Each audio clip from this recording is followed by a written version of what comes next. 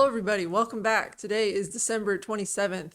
It is Dead Week, where nobody answers emails because they're all hungover from Christmas. You just put your foot up there on that. I thought there was some kind of animal invading us. No, like, no, oh it's God, just what's my coming? just my boot. You can't see it, but it's there. This is probably going to be a short one today. There was not a lot No. of business and or social news this week, so feel free It's Dead Week. to add commentary today. There's not a lot of commentary to add here. I think everybody knew this was coming. Apple to switch to OLED displays for iPads and MacBooks because all of their competitors have switched to OLED pretty much across the board. They're also hinting maybe a foldable iPad/iPhone. Again, who's that for? I don't know if it's to be believed or not, but there's a couple of integrator companies that have shown off printing an OLED screen, and if so, that's amazing. I would be okay with the disposable OLED screens if they were cheap and easy to replace. It's bad for the environment. That is bad for the environment. Yeah. Is it bad for the environment if you could just print them? I guess it depends on what you print them out of. Yeah, how disposable is the screen? Does it break down? You know who probably won't be building any of those printers? Oh, this is sad. Toshiba is delisted after 74 years, faces a future with new owners. This is the division that still makes mechanical hard drives. The mechanical hard drive industry right now is in dire straits.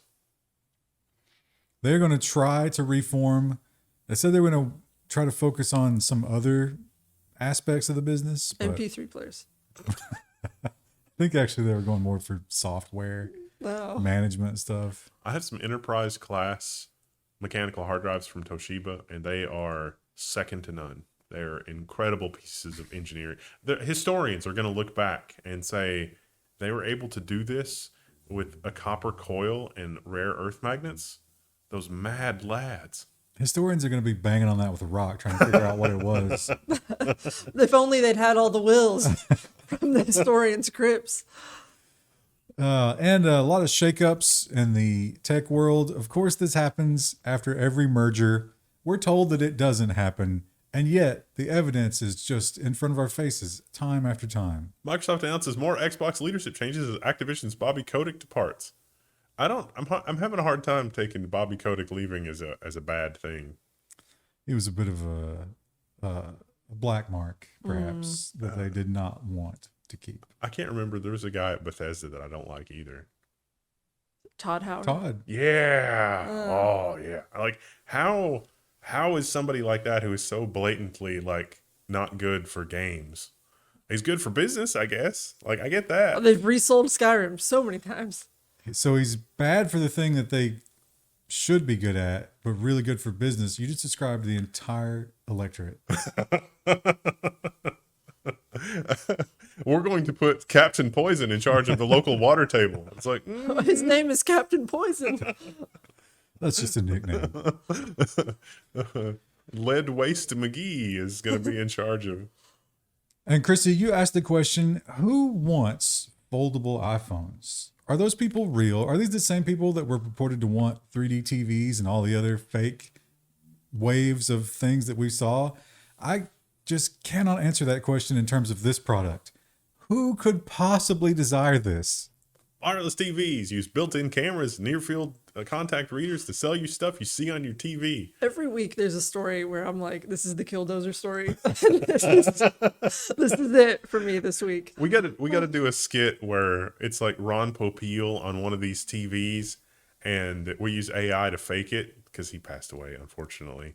And he's trying to sell me like, I don't know, the Dial-O-Matic food juicer or something. And he's like, just boop your card on the TV now and we'll send it to you. You literally, according to this, the way it's going to work is like you raise your hand and it'll pause the TV and then you can point to what you want to buy. Yeah. And it'll just... Which means your payment info will be stored in the TV. Yeah. Or you'll be interacting with your phone somehow. So the webcam is always on and it's always watching you for your hand motions.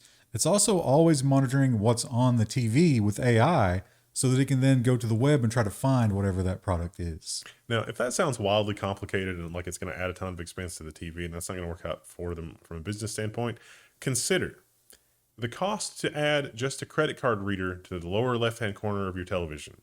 It's going to be on the order of about 12 cents. So what if your LG Smart TV, which already has a processor in it and already has everything else, has that smart card reader in it? And then what if LG offers programming providers the ability, like QVC or whoever. It's like, just boop your card on the screen and we'll get it to you. Like, we don't need you to do anything else except to touch your card to the corner of the screen. They know who you are, they get your billing address, they got all your stuff. You literally only need to add 12 cents of components to a TV to do that. That is our dark future. I'm imagining a scenario where like you're working as a set designer for some fancy new television show and you're really excited to make all these like really nice props. So like say you're working on like House of the Dragon, which is a fantasy show and it's medieval themed.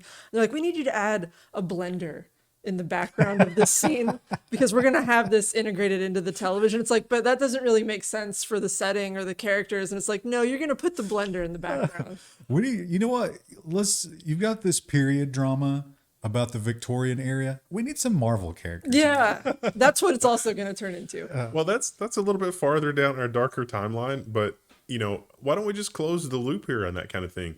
Would you like to watch Marvel's The Avengers, completely free of charge? Oh, that sounds really good. And you start watching it and you realize that AI has replaced some of the screens and dialogue with stuff trying to sell me like a Ford F-150. That's in The Walking Dead. This is already kind of happens in The Walking Dead. When I used to watch it years ago when it first came out, even though the apocalypse had happened years ago, at that point there'd always be a new car. They'd be driving like a new truck or a Jeep, and it's like, wait a minute. And we all know from survival games that repairing the cars is the hardest thing. It is, yeah. You have to have special skill points for that. That's going to be amazing though. It's like, oh, the Avengers aren't getting on the helicarrier. They're getting in a Ford F-150. It's flying. Yeah, that's weird. Instead of these soldiers fighting with swords, they're fighting with Slim Jims. I'm hungry. I'm gonna tap my credit card at the TV. It's like AI has corrupted this. This is amazing. Well, yeah, that is corruption. And here we have another story that is based on corruption and cozy business deals that ultimately hurts us, the consumer, who simply want a little poisonous soft serve to make us feel better for about 30 seconds. I'm going to try to time this reload correctly. Oh, it's hard. McDonald's ice cream machine hackers say they found the smoking gun that killed their startup. It's an email that does seem to be speaking in code that they released in an unredacted form as part of their lawsuit. I'm going to say their case is looking pretty good. It does look like McDonald's was doing some very anti-competitive things to try to undermine them. Well, it was more Taylor than McDonald's. Taylor is the ice cream machine manufacturer. And if you've been to McDonald's, you know that is usually broken. We've discovered, based on this case, that mold will actually form inside that machine as it's going through its defrost sequences. And so these people made a device that will let you monitor that on the web. And Taylor was like, no. We're working on our own web monitoring software. You can't sell this one. And they did a lot of anti-competitive things. So that was 3 years ago. Yeah. Guess what isn't on the market yet? Yeah. Taylor does not have the diagnostic software. They couldn't even steal the idea in 3 years.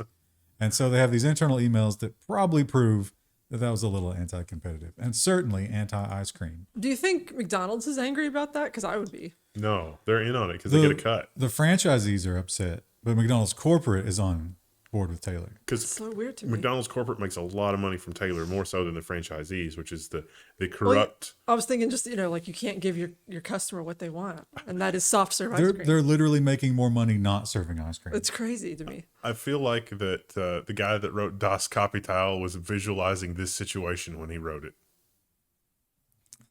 Well, if this man had had this technology, we wouldn't have to guess because we would have a record of everything that he did and all of his various travels and thoughts. Ray-Ban Meta Review, how Meta's new face camera heralds a new age of surveillance. Yeah, it's amazing because you don't really have to have 4K 24/7 recording to reconstruct everything now. You can just have a very little bit of info and then just recreate the missing bits and get close enough. Now, this guy described his anxiety when wearing these, not because he was violating everybody else's privacy. He sort of accepted that early on in the process, but because he felt like every time he was doing something, he was constantly thinking, oh, should I be recording this? Oh, is this the time where I should turn the camera on? Oh, I don't know. Oh, should I be recording? I'm at work. Is there something I shouldn't be looking at work? And, This man's just describing normal anxiety. well, you better not get these glasses. All And- guilty pleasures are guilty if you're anxious enough. Well, how about sticking your tongue out at strangers on the internet? This is the weirdest story we did this week. Quest Pro now has tongue tracking. And I read the article, and it did not get any less weird than the headline. No, it's supposed to be so like if you have a virtual character, you can stick your tongue out. But like, is that really no? Also, scroll down to the GIF. Yeah, there's an No, example. not that one. There's another one. That There one it right is. there. I want you to pay attention to the lower right-hand corner there. Oh, wait for it. Wait.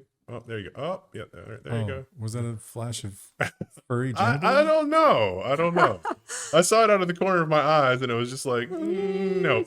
Can we get some pants on these avatars? It's exactly what you think it is. I think that's why VR is not going to be like the masses are never going to move into that world, right? Until they're locked into their pods. I don't know if you can.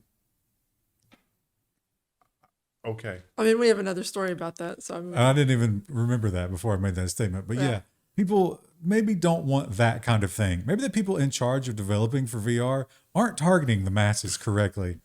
VR industry braces for setback. Omdia forecasts declining sales until 2026. Listen, I would like a pair of glasses that I can wear that are no less uncomfortable than a pair of glasses that give me 2 or 3 virtual 4K displays in my field of view. That is, do that, and we'll talk. That's the Apple Glass. But how are we going It to weighs track so the tongue? much. Yeah. So I don't know what they think magic thing is going to happen in 2026 to make it all better, but the economy is kind of crumbling and people don't have extra money for unimportant VR What's going to headsets. happen in 2026 is we're all going to be reduced to living in huts, and we're going to put on the VR headsets to remember the grandeur of what our society once was. Well, one thing we know we won't be getting many of going into 2026 is internal combustion engines, because the governments of the world have declared that those are terrible. And we must all go to the EVs, which are working great, right? Tesla blamed drivers for failures of parts that it long knew were defective. I love what they've done here. It's like work provided body shop, odometer, 115 miles. It cost 11,000 pounds to repair that. So these are the arms on the suspension of the Tesla, which have a tendency right after you buy it to shatter. And weird. According to Tesla, that is your fault. Here's one. This was a new Tesla. The wheel fell off. Obviously. You know the phrase rocket till the wheels fall off? Tesla is living that dream. What about the bumper that fills with water? I think they might have fixed that. But here they got several emails where basically the Tesla saying, no, this is your fault and it's going to cost you an insane amount of money. I think one of them was like 40 grand for the fix. Are we gonna have to try like legislate this at some point? Don't we already have legislation? We for this? should. You'd This think. is in pounds, so I assume this is in the UK. And here's a win for the consumer, right? They did something really stupid, but the backlash was so extreme that we might actually go back to the same way of doing it. Volkswagen will bring back physical buttons in new cars because no one likes using the touch screen. You have to look at it, and you have to keep your eyes on the road. Once again, we missed out on some amazing consulting dollars. They could have given us money, and we could have told them that. And they could have avoided wasting all of this money by giving us a fraction of the money that they would have spent. Similar idea. I saw someone mention this at a backpacking forum. And I was like, that's actually brilliant. Is making all of your different like little bags of stuff, like making them a different texture. So when you reach down into your bag and you can't see anything, you'll know what you're touching. That's a product for the Level 1 store. Like a 9-pack of it's a bag that holds more little bags. That's actually a huge thing in the ultralight gear community. Bag of bags. That's like a magical item. Yeah. But they're all different. So like you'd have one that's like made out of like velvet, and one that's made out of fleece, and one that's made out of plastic, and then I want you to get on that, Krista. We have the guy. I don't know that a lot of our tech and outdoor enthusiasts. I don't know. Engagement But- challenge. That would also be a huge for the visually impaired community. Yeah. So you just feel your way around your backpack. Yeah. Well, they could go buy their Linus backpack and then put your thing in it, and then be able to reach in the Linus backpack and feel And whatever. know Yeah. what they're picking up. Haptic backpack, hapt pack. Oh, someone's gonna make it. That's gonna be done That's by the time patented. they watch it. Engagement challenge. Is this something that you'd buy for less than $100? Well, something that you might want to buy for several $100 just because there's an arbitrage chance is this phone. Sales of Solana phone surge as traders chase BONK arbitrage. Arbitrage? Why are we still playing these token games? Did no one learn anything? Someone's still holding some Bored Apes, and they're just trying to unload them at this point. I had to go to Walmart last week to pick up a couple things for Christmas. I saw a Bored Ape t-shirt at Walmart. So they're trying to get their money back by Yeah, licensing. I was blown away. Well, if you are one of the dupes who bought a Google Stadia, you've suffered enough. They're going to give you a small chance to redeem yourself for another year. Google's Stadia Controller salvage operation will run for another year. Basically, this is just a website that will let you reflash your Stadia controller to work with local devices. For a second there, it sounded like it was going to forward requests from the cloud back to local, but I think that's only a temporary situation. It just turns it into a Bluetooth controller. Yeah. So get on that before you throw it away. Don't throw your e-waste away. Plus, that's a lithium battery, and it's going to wear out eventually anyway. No, I'm saying it'll burst the trash dumps into flame. Oh, yeah. We have another merger. I'm sure this will be good for everybody. IBM to buy Software AG's enterprise integration platforms for $2.3 billion. If you use this software, prepare for it to get vastly more expensive. If you work on that software, prepare your resume. Or if you work on that software as a consultant, it's time to raise your rates. But one group that might be spared working on their resume are the folks over at Figma. Adobe abandons its $20 billion acquisition of Figma. That's actually probably good for Figma. Probably good for Figma, though it makes me wonder what's the new flavor of the week design thing that's about to come out they're going to buy instead. Or are they just going to start stealing Figma's stuff, Apple style?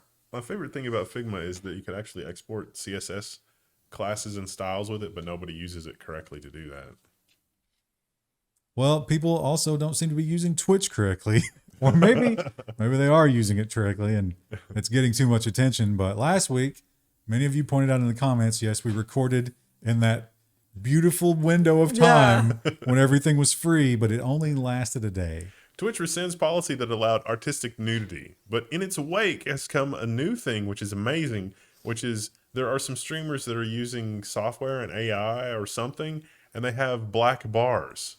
So they have artistic black bars to cover, and then that you can subscribe and your message will go on the black bars. And they're, those are empowered women. It's amazing. Oh, you might have heard just the boiler snake. First time of the year, I think. What? He enjoys those Twitch streams. It's a pervert. Those are empowered women. I have to work that into my understanding of the boiler snake, is that he's also a pervert. And Amazon, you know what? They looked at their holiday messaging and they said, how can we make this as dystopian as possible with absolutely tone-deaf opportunities to maybe just give a little bit of our breadcrumbs to our employees? Amazon employees encouraged to ask company mascot for help with financial hardship. No! It's got a really high pitch voice. So that's Peccy. What? Why is he named Peccy? Because they say here at Amazon, we're peculiar, which is a kind of a weird way of saying dystopian, I guess. Why wouldn't you, I would hope that you have some sort of... This should be a piss bottle, right? But also this is really, it's like, we don't, you need to reach out to another human being in times of hardship. This is not, there's something extremely dystopian about not reaching out to a human being. I'm imagining it's a normal warehouse office, so it's kind of gray. It's got fluorescent lights and stuff. It's like just a normal office, and then he's sitting behind the computer. And you go in there, and you're like, "Hey, I really need an advancement on my check this week for Christmas." And he's just like, "I don't know." You won't address him directly. Can't let him know. You have to write him a letter, and so he will be reading these letters, and they will choose one or two of the more heartwarming ones and turn it into a PR stunt. That's so dark. That's really disgusting. That's another level of just if your instinct and your reaction is this seems offensive, go with that. Hang on to that little bit of humanity that you have left. I don't know. You might be losing out on some sweet Peccy loot. What if he just gives you I don't know, Amazon company store credit? Do you know what the end result of this is? A The gift Hunger card. Games. If the Hunger Games is weirdly offensive to you, then this is how it starts. The warehouse games. Yeah, Oh. yeah. Well, if you are feeling the economic crunch, as many people are, I would personally advise you maybe stay away from these options because this is going to, in the end, in the future you is going to be furious that you made this decision, even though it's been made so easy to make. This is an investor headline PR piece that we're linking directly to because it's so unbelievable. Affirm expands to self-checkout at Walmart stores. This is on Affirm's investor relations page. What is Affirm? Pay as you go, Buy now, pay later. which Walmart used to do layaway, and that ended up not going so hot for them. So it's blowing my mind that they're bringing it back, but in a different format. But these Walmart's people not are responsible for it. Yeah, these people are going to take the risk. Now they claim that they don't. There's no late fees. You can take as long as you want to pay it back, and you always know upfront what your interest is. I don't understand that business model. But Yeah, they said that it was much more likely that people would make a purchase if they could do this. now you could already do this on Walmart.com. You could already do it in other parts of the stores. Now you can do it in the auto center and maybe the pharmacy, but most importantly at the self-checkout. Which I don't know. Like, how do they? Let's just go ahead and legalize indentured servitude. Let's bring it back. If I'm self-checking out, how do they identify me at the self-checkout in order to give me a buy now, pay later? Except indentured servitude, wasn't it like 7 years you were free? They'll never do the Jubilee. Yeah, but they In our worked you world. so hard. That Yeah. you're probably Whose dead. house do you hail from? I am come from Lord Bezos' house. Oh, Now let's Who do you remember. pick? Well, hang on. Who do you pick if you have to choose like your billionaire house that you serve? That's so hard. Who's the House Stark of the billionaires? I would pick one that's not in the public eye. Yeah, they're all dysfunctional. Wait, Can I be Bezos, comma Mackenzie? Krista, that's a brilliant lead into our next story Well, they're because there is separated. one billionaire that's funding this. We should be house that. I would like to be Mackenzie Bezos' houseboy. Yeah, I would serve House Mackenzie. It seems like in the more recent pictures that she's been working out. She's all right. I mean, She was never bad looking. You know what the most attractive thing about Mackenzie Bezos is? Billions of dollars. But yes, this is unfortunate. We've lost an important thing, and this is just kind of being sad about it. But they are trying to fight. Internet Archive, digital lending is fair use, not copyright infringement. Torrent Freak's got the rundown on the Internet Archive, and book publishers are going after the Internet Archive. They already got Z Library. The problem seems to be that the Internet Archive said, hey, of all of our member libraries that are closed because of the global situation, there are roughly this many copies across this many thousands upon thousands of libraries. We have copies of these books digitally that we've scanned ourselves. We will allow people to borrow that many copies of this book because they otherwise can't get to the physical copy. Copyright holders say, no, that's too convenient. And they won. Yeah. So this is trying to claw back the idea of e-lending, which they do not tolerate. The book publishers are now saying, it's like, oh, well, a book will wear out. And so it can only be loaned so many times. Every 5 years, we'll change one character to the wrong character in the book. Joke's on you. I've had my copy of the Silmarillion for years. It's duct taped together. But see, it's a lie. Like, books historically cost a lot of money to make. And in Ben Franklin's time, and until the 20th century, there were entire shops whose job was book preservation and repair. Rebinding. Yeah. It wasn't unusual that you would take a super messed up library book and like reprint the missing pages, rebind it, recut the edges, and turn it back into a new book because that was less work than dealing with a new book. Duct tape works really well for a paperback. I was like, oh, where's that? You have to buy another one. It's like, Now, evil. speaking of evil, we've talked about these fellas before, but even though they were called out in the press for doing these horrible things, they kept doing it. But finally, they've come up against a judge who understands the bare minimum about technology. The Yahoo Finance headline mostly is, this adult entertainment company makes millions by shaming adult entertainment company customers. What do? They uploaded their own material to file sharing sites and then sue people who actually download it. And because of the nature of the lawsuits, a lot of people, they don't ask for a lot of money. They ask for like $2 to $5 grand. And a lot of people are like, I can't go to court over this. just take the money and leave me alone. But a judge has finally stood up to that, and he called it what it was, which is really just extortion. Now, if you don't want to go to these guys' websites, there's the ones you don't want to give them money. Here's the ones not to visit. Not going to read them? No. There was a comment in this article though where someone said that like their sister had gotten caught in this because she ran an Airbnb and one of the guests downloaded. It's all by IP address, which has been proven not. Yeah. Maybe in civil court you can do that, but in criminal court I don't think you can. So hopefully they will get a huge backlash from this, and hopefully whoever will countersue and shut them down. That'd be nice. Moving on to social media, there's been a lot of talk about the fediverse, and I think that a lot of the social media companies are feeling the heat of these anti-competitive, antitrust things that they're under, and they're like, oh, we're going to have to do this, aren't we? Adam Mosseri spells out Threads plans for the fediverse. So Threads could actually integrate with other messaging services. You could have a distributed messaging thing. We're not going to have green bubble versus blue bubble on Twitter's replacements, maybe. I can't imagine they would let that happen.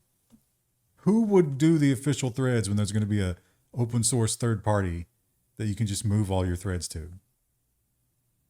I mean, we kind of have that with email and old school Usenet.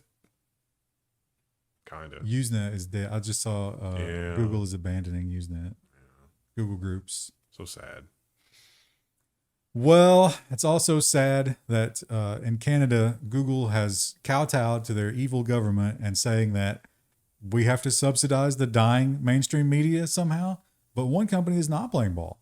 Meta's news ban in Canada remains as Online News Act goes into effect. Okay, you don't want us to link to news? We won't. That weird time when you find yourself on the same side as Meta. And Twitter is suffering. We covered that last week of so many advertisers abandoning them and Elon Musk being the most controversial man in the world. But some of them seem to be coming to crawl back. Netflix resumes advertising on X after Elon Musk controversy. This might be the one where I remember the quote where he's like, telling everybody to go F themselves maybe it was a mistake. On the whole, still a mistake, I think. Yeah. Although over time, he might get them back. And TikTok, they are, of course, under fire for letting the children on the platform, when in fact, children should not be at all on the platform. If you look at the terms of service, if you look at the laws, under 13 should be no dice, but they have some special rules. TikTok requires users to quote-unquote forever waive rights to sue over past harms, according to Ars Technica. So when it pops up and it's like, hey, we've changed our privacy policy and our terms of service, do you agree? And you scroll all the way to the bottom. You're agreeing to some pretty extreme stuff, which means that any past damages, you're never going to be able to go after them.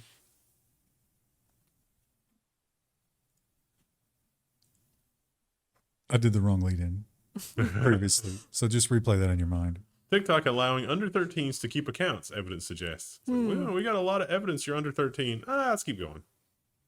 So the rule that they came up with was, well, if they report personally that their parents run the account and not them, that's fine, no matter what age they are. And if they post a video and they're obviously under 13, but there's maybe a parent's foot in the background, that's obviously been approved by the parent. Yeah. So we can go ahead and let that go as well.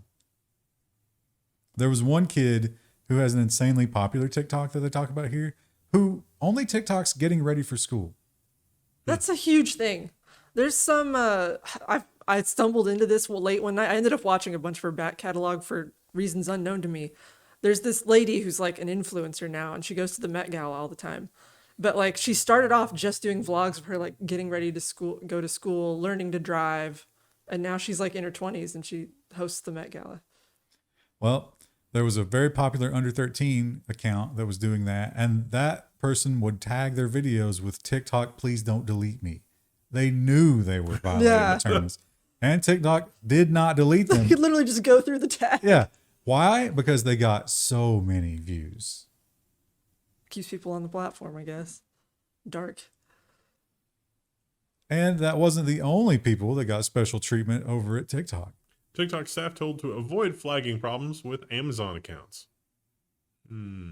So the Amazon accounts might have been violating the terms of service, but it turns out Amazon is the biggest advertiser on TikTok, which means we don't criticize them ever. So that's like for the any early reason. days of Facebook where it was like, hey, don't do this, but here's the API to let you do that if you're going to do that anyway. Post whatever you want. Just keep those checks coming. Yeah, we needed a lot of advertiser dollars. Oh, you're spending a lot of money with us? Here's the API. And then Cambridge Analytica was like, hold my beer. Could we interest you in some under 13 targeted advertising? Ugh. Because we have that. Fun times. What did we squeeze out of that tiny 30 minutes? That's not bad. That's not bad. You're in a coma from Christmas anyway. You're passed out, covered in turkey. But we'll be back Friday. So much nonsense. Bye.